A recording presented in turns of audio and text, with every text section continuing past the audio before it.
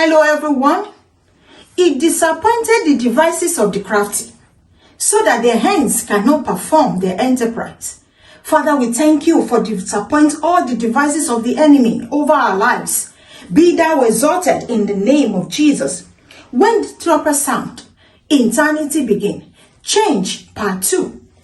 Change is an adding and a subtraction of things in our lives. Change can take place by renewal of our minds daily with the words of God.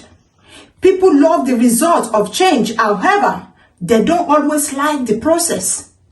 Change may make us feel unsettled, but don't fear it because God has given us the power to change. The scripture recorded in the book of 2 Timothy chapter 1 verse 7. For God has not given us the spirit of fear, but of power and of love and of sound mind. As a believer, you must not fear change. Why? Because change is a sign of growth. You must put off the old man, how you used to be, and put on the new man, who you are in Christ. Many of us try to keep the old man and then put on the new one. Dear friends and family, the battle of change is fought in the mind.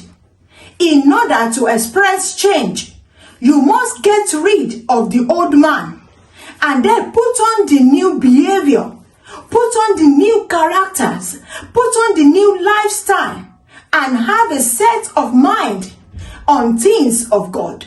Always remember, eternity is real. God bless.